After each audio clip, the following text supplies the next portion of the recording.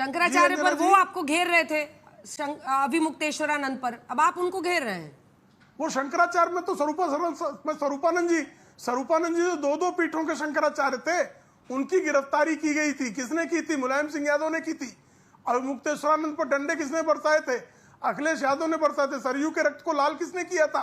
मुलायम सिंह यादव ने किया था। रामदाने का नाम बदलकर मुलायम दाना किसने किया था? काका जी जवाब। मुलायम सिंह यादव ने किया था। तमाम संतों को जेल में 1990 की कार्यक्रम में मुलायम सिंह यादव थे। कौन नहीं जानता इसको भाई? अब शुक्ला जी आप जवाब सुनिए। करने वाला आप क्या हैं? आप कुछ नहीं हो राम मंदिर निर्माण समिति में। अब शुक्ला जी आप जवाब मंदिर निर्माण समिति के अध्यक्ष मनोज काका जी फैक्चुअली तो सही कह रहे हैं। और अभिमुक्तेश्वरानंद जी ने तो मुझे इंटरव्यू में कहा कि हाँ काशी में मुझे बहुत तोड़ा था, तोड़ा वर्ड बोला उन्होंने।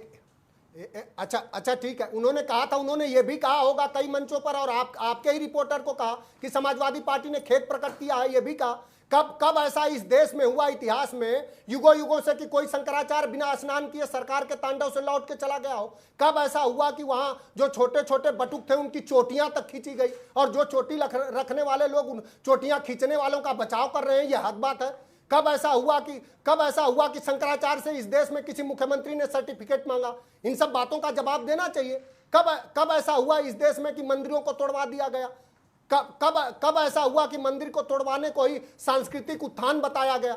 बनारस में क्या हो रहा है, दाल मंडी से लेकर के बाबा विश्वनाथ की गलियों में क्या हो रहा है, वहीं राजमाता अहिल्याबाई के साथ क्या हुआ? हम लोग तो उन्हीं गलियों में पढ़े बढ़े हैं, वहीं रहे हैं, तो हम लोग नहीं देख रहे हैं कि क्या हो रहा? क्या सिर्फ बुलडोजरी न्याय को ही सांस्कृतिक उत्थान मान रहे हैं?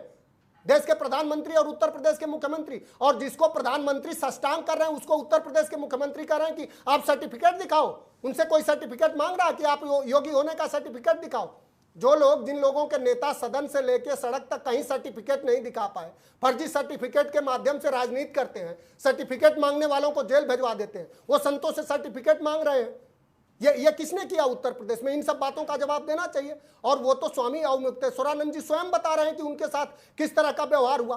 कब कुंभ मेला में बटुकों को खींचा गया? जो आपकी प्रशंसा करे, जो आपकी दरबारीगिरी खाए, वो सतुआ बाबा और जगत गुरु के तो लैंड रोवर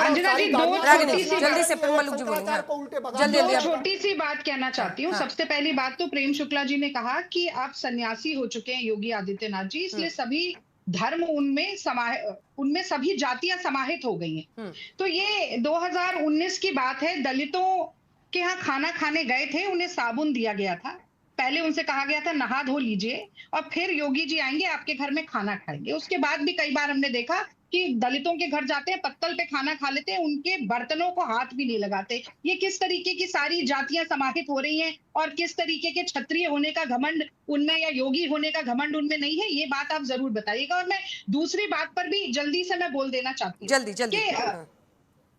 जल्दी से मैं बोल देना चाहती हूँ कि ये सारा ये जो जाति को लेकर ये जो डर बैठा है मोदी सरकार की और भाजपा के मन में, वो इसीलिए है क्योंकि देश की कोई जाति, कोई समुदाय, कोई धर्म अब ऐसा बचा नहीं जो मोदी जी की नीतियों के कारण इस वक्त त्राहिमाम ना कर रहा हो। ये खुद जगत गुरु शंकराचार्य जी ने कहा कि समाजवादी पार्टी ने अगर उनके ऊपर किसी तरीके का अन्याय किया, उनके साथ जोर जबरदस्ती। सिर्फ 5 सेकंड का जल्दी से शुक्ला जी 2 लाइन में रिस्पॉन्स, सिर्फ 2 लाइन में